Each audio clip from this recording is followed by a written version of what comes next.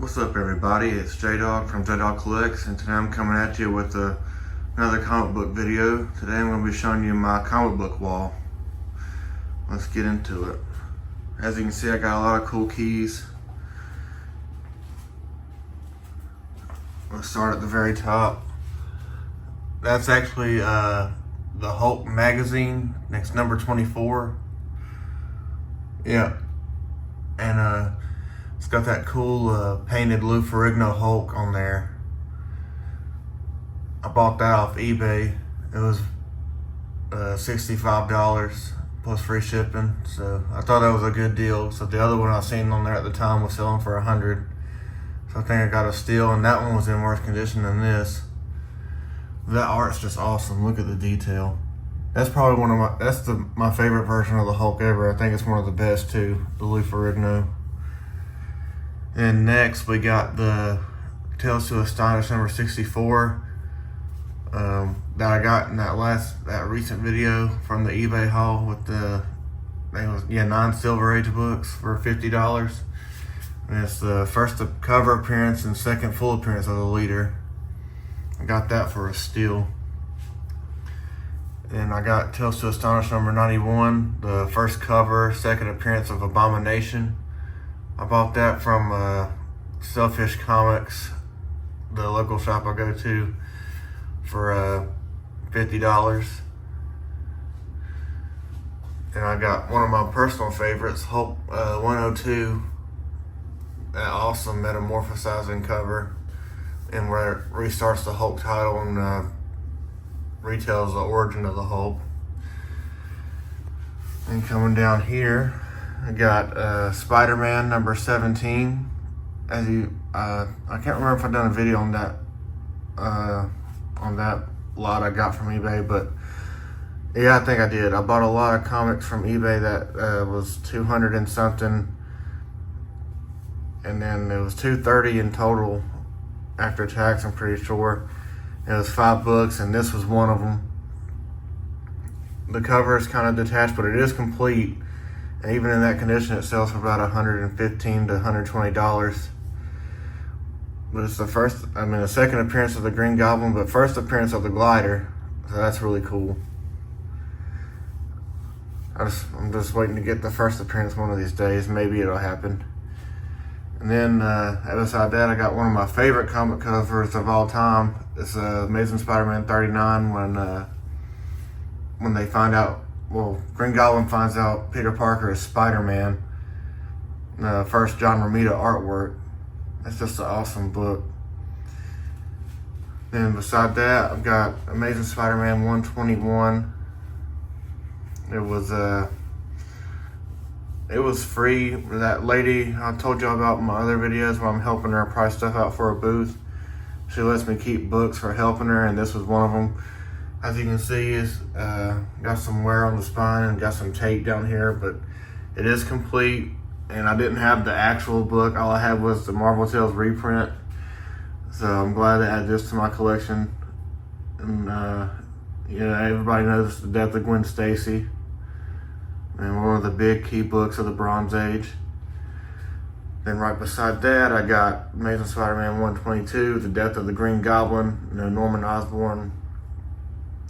And it was portrayed in the Spider-Man movie. Everybody knows the death of Green Goblin. And under here, I got the Amazing Spider-Man 129, the first appearance of the Punisher. And it's lower grade too, but still in this condition, it'll sell for about $500 to $600, somewhere in that range. And I worked out a deal with that same lady I got the Spider-Man 121 from. I pay $150 in cash, and then work the rest of it off by helping her with her comic booth and helping her clean out some buildings. And I thought that was a great deal. And beside that, I got Amazing Spider-Man 124, the first Black Cat. I also got for free from that lady's collection, or the lady's comics. And then Ghost Rider number 1. I bought this off eBay a couple years ago. I bought it, and it was number 1 and number 2 The guy was selling it for some kind of fundraiser, and they got it for $300 plus 5 shipping or something like that.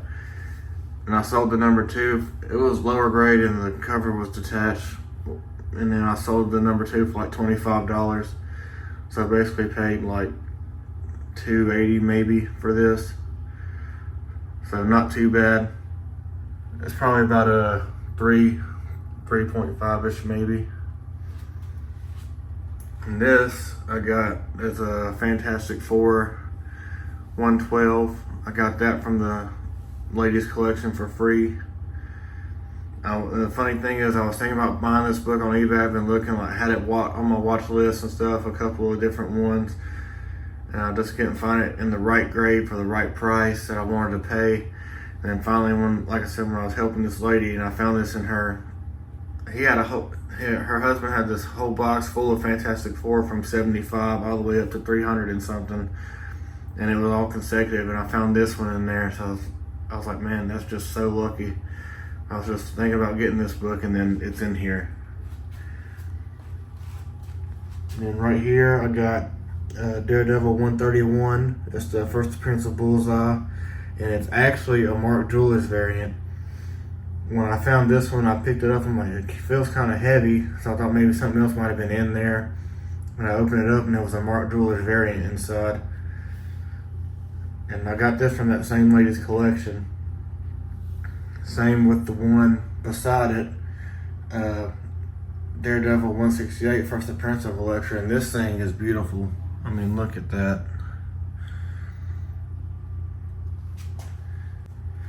Beside that, it's actually a book from the same woman's collection that she's selling and I'm helping her out with, but this is actually way before I even had contact with her or was helping her. I bought this book for $5 in her antique booth, and everybody knows this book. It's iconic. The last part of the Demon in the Bottle Run with that awesome Bob Layton cover.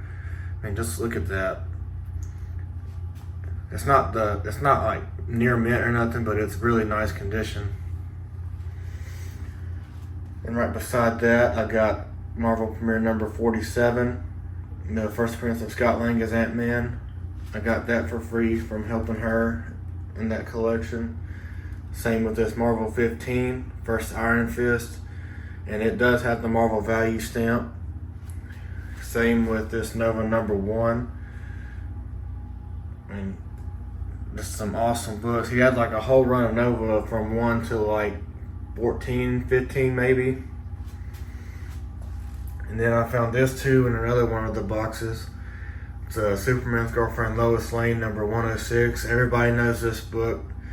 If you're a big comic collector, it's the issue when Lois Lane turns black. Very controversial issue. Just really cool. Like, you don't see him a lot. At least I don't around where I'm at. So I kept this just for the rarity of it from where I'm at and everything. It's really hard to find them sometimes, unless you go to like cons and stuff, but they overprice it, But it's just really an awesome book and a piece of history. And the last shelf here, we got Amazing Spider-Man number 136, the first appearance of Harry Osborn as Green Goblin, CGC 9.0. And as you see, I don't know if you can see it, but in the corner over there, it fell off my nightstand like a couple of days after I got it and cracked the CGC slab, but that's fine. I don't really plan on selling it anytime soon, or at all, maybe. I don't know, it just depends. But still, it's an awesome book. I bought this off eBay. It's actually the first graded comic book I ever owned, and I still have it. And interesting story about these, I don't think I ever did a video of these, I can't remember, but these two Amazing Spider-Man graded books, I bought both of these for $45 plus like $5 shipping, and it's $35 just to get one graded, and plus whatever the book is. I thought that was a great deal, especially for two of them. So right there you got the first Todd McFarlane Spider-Man 6.0, and then right beside it you have Amazing Spider-Man 299, the first cameo of Venom in a 7.5. Both of those for $45 plus $5, it was like $50 something after tax and everything. So yeah, that's a steal of a deal right there. Then my last graded book is Incredible Hulk number 340, that awesome Todd McFarlane cover. And if you've seen Deadpool and Wolverine, you know they homage this. And I was so excited when I was seeing it in the theaters. But I paid $250 for this when I went to the beach last year. And that's about what it goes for. It goes from like $250 to $300, just depends on the buyer, you know. So I thought it was a decent price, and I had the extra money at the time to spend, so I said, why not? And I bought it. And then right here, I got the Spectacular Spider-Man number 2, that awesome Green Goblin story. And it's also reprinted in Giant Size Spider-Man number 9, but this is like the first version of it. And then behind that, I got the first appearance of Freddy Krueger in comics, Nightmare on Elm Street 1. And then behind that, I got Nightmare on Elm Street 2, the second part of that. I got that from that ladies collection too.